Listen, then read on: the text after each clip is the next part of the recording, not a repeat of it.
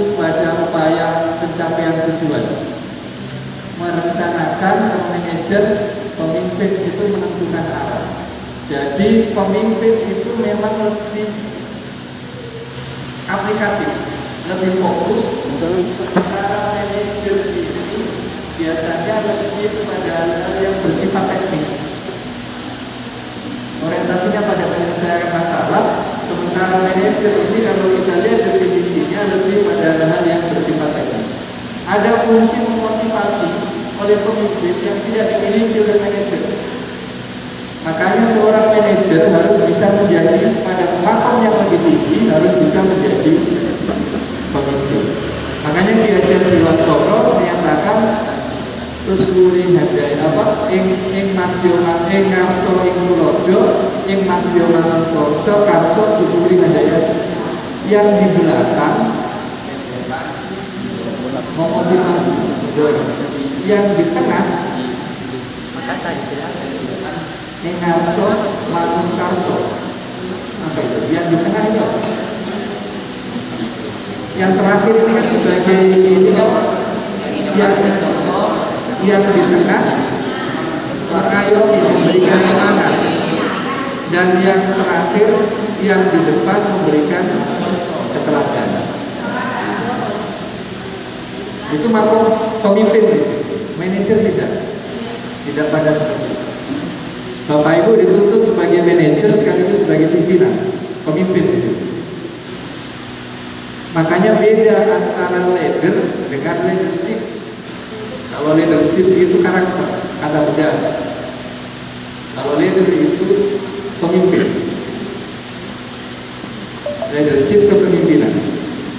Lebih pada berorientasi tadi itu. Kalau kita mengacu pada filosofinya Ki Hajar Dewantara. Nah ini kemudian dijadikan acuan dan menjadi moto dari lembaga pendidikan di tingkat desa. Tuturi handaya.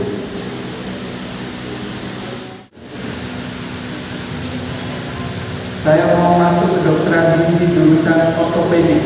Ortopedik itu yang biasanya masalah gigi tapi yang untuk kebutuhan kecantikan. Mana ada Pak tahun 2000-an orang pakai dental? Dental itu tidak ada. Mana ada tahun 2000-an gigi dikasih pagar? Itu tidak ada. Sekarang menjawab rotasi pelipar. Karena konteks pelipar dengan konteks berubah itu beda. Pelipar itu perubahan yang cepat tanpa diiringi pertimbangan yang matang. Itu pelipar. Hari ini ambil keputusan ini, besok ambil ini, besok berubah lagi. Perubahan itu tidak ada di pertimbangan yang matang. Itu pelipar. Perubahan kurikulum memang diharuskan karena adanya perkembangan zaman.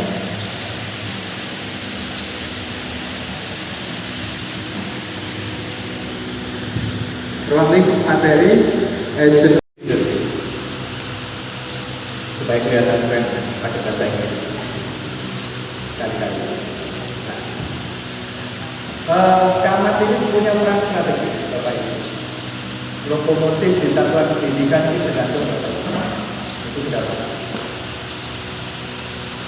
Saya kadang bilang dulu, pemimpin yang baik itu 80% otoriter, 20% yang demokrasi. Kalau 50% demokrasi, 50% otoriter, dia belum pemimpin.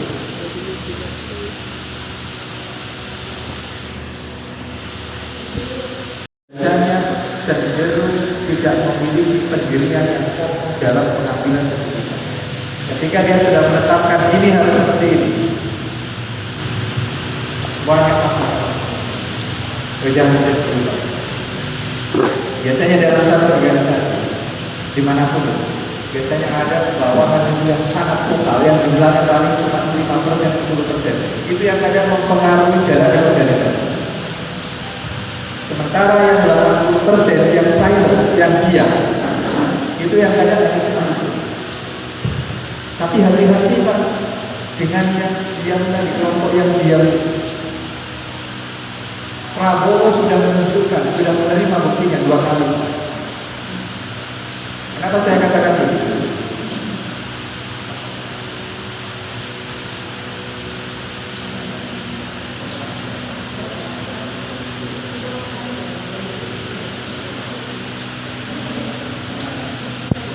Media sosial itu Pak, 5 menit boleh. Di media sosial itu semua pegang Prabowo. Media sosial, bahkan di PNS Pak, tidak ada. Hikmahnya tadi kelihatan. Di samping kita break, esensi dari komunikasi itu adalah membangun kesamaan persepsi. Makanya supaya persepsi itu mudah tersampaikan, maka gunakan bahasa yang sederhana. Orang yang cerdas itu adalah orang yang mampu menyederhanakan bahasa.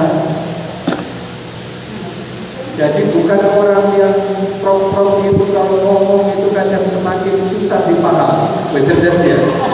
Kenapa cerdas? Saya tidak paham sama sekali apa yang disampaikan. Karena ada yang begitu. Sudah begitu Pak, sudah diksi. Tidak jelas ini dari pesantren mana. Bisa tidak bahasa Arab.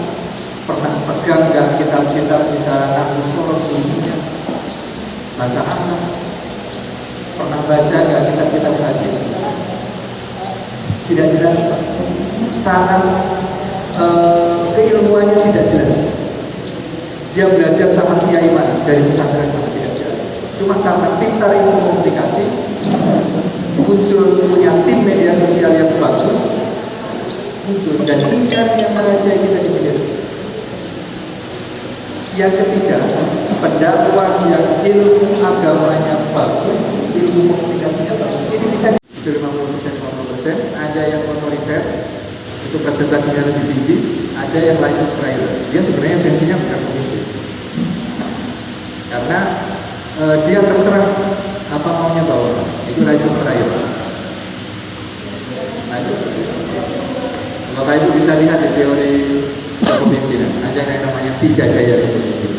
Oke baik, ini bahasanya tindakan beralihnya suatu organisasi dari kondisi yang sekarang menuju kondisi yang akan datang seperti yang diinginkan guna meningkatkan efektivitasnya. Itu menurut Gunardi. Ukuran meningkatkan efektivitasnya itu indikatornya di mana? Indikator dari efektif. Oke, kita berbicara efektif, efisien. Saya sering tanya, apa indikatornya suatu pekerjaan, suatu organisasi itu efektif, suatu organisasi itu efisien? Apa indikatornya? Sekolah tak, madrasah tak, kepemimpinan tak efektif, kepemimpinan tak efisien, tidak efektif, tidak efisien. Indikatornya di mana?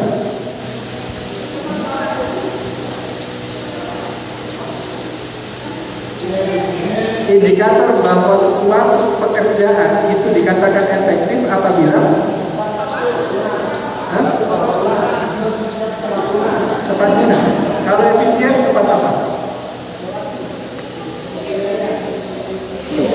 Oke, saya kasih ilustrasi begini.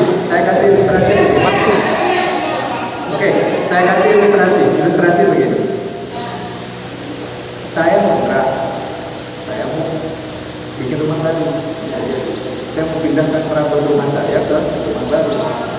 Saya pindahkan perabot rumah saya pakai motor, almari, meja, kursi, buku, tas, dan lain-lain. Itu efektif atau efisien? Tidak efektif, tidak efisien. Efektif tidak? Oke, kalau begitu indikator efektif itu apa? Kepemimpinan yang perubahan itu melahirkan organisasi atau satuan pendidikan yang dapat meningkatkan efektivitasnya. Indikator efektif apa? Oke, ketika saya pindahkan itu barang pakai motor, terpindah tidak? Pindah. Pindah kan? Selesai pekerjaan kan? Enggak, saya nggak tanya dulu itu. Selesai pekerjaan. Oke, itu efektif tidak? Tidak efektif.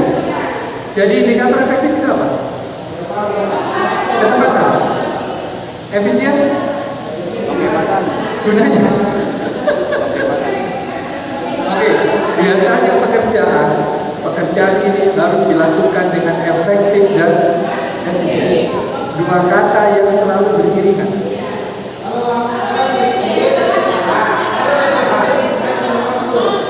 Kalau efisien, pembiayaan. Memang saya finance Pak. Kita sepakat persepsi sama-sama ya.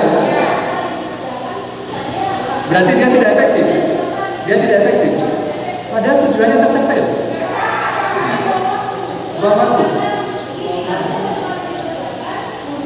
Oke, jadi efektif itu indikatornya apa?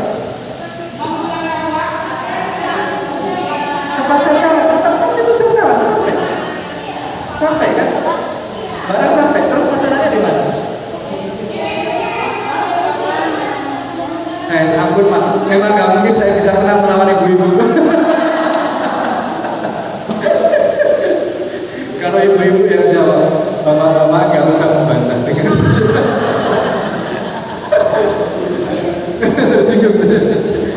efektif itu indikatornya adalah tercapai.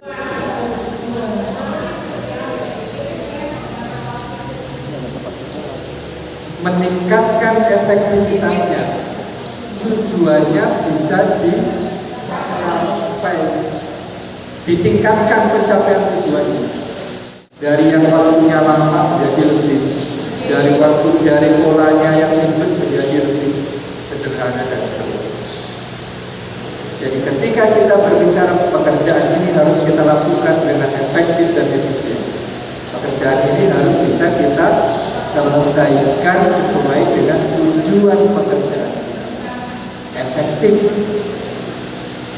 Kalau memindahkan perabot rumah tangga saya dengan motor, efektif tidak? Tujuannya tercapai tidak?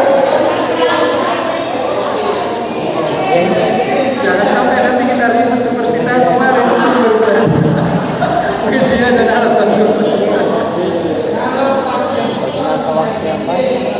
Nah, itu lain masalah. Bahkan saya tanya, pindahnya perabot rumah tangga saya ke rumah baru pakai motor, pekerjaan ini efektif tidak? Efektif. Pertanyaannya, efisien tidak? Baru itu betul.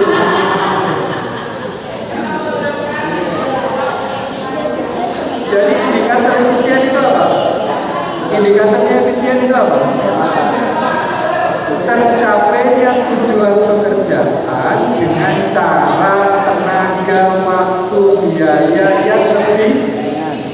Nah, itu betul. Saya sebenarnya tahu Bapak Ibu sudah paham, cuma tidak bisa diungkapkan dengan kata-kata.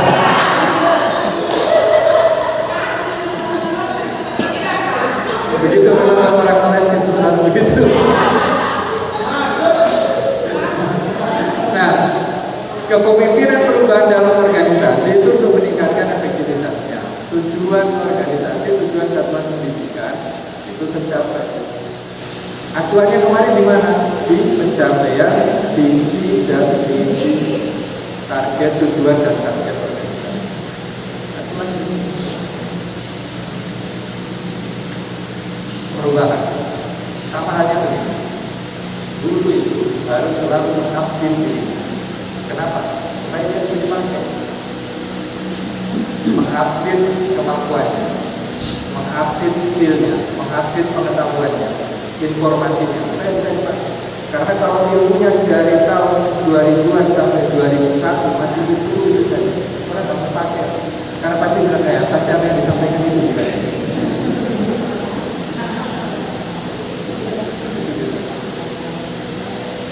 Pintar dan mulia ini kan soal tahu bulan. Kalau Bapak Ibu tahu bulan berarti lebih pintar. informasi sekarang sudah tidak terbatas. Semuanya ada di rumah. Kamu cari informasi apa saja. HP-nya bapak ibu itu sebenarnya cerminan siapa bapak ibu. Apakah seorang akademisi atau hanya seorang penikmat media sosial? Kalau di HP-nya bapak ibu itu lebih banyak akun-akun media sosial kan? Meskipun itu tidak dilarang. Bahkan kita di negeri ini diharapkan punya media sosial, semua akun media sosial, dan mengisi akun media sosial itu dengan konten-konten yang mencerahkan terkait dengan kalau kita di bidang keagamaan, hasilnya meningkatkan efektivitasnya. Ukuran efektivitas itu apa? Dapat pesan mau datang bos, jadi mau diatur-atur aja. Silahkan diatur-atur.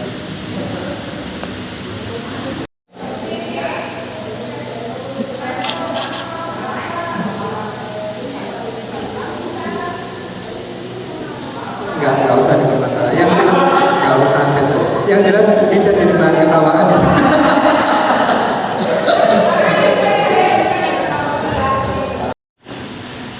Artinya apa?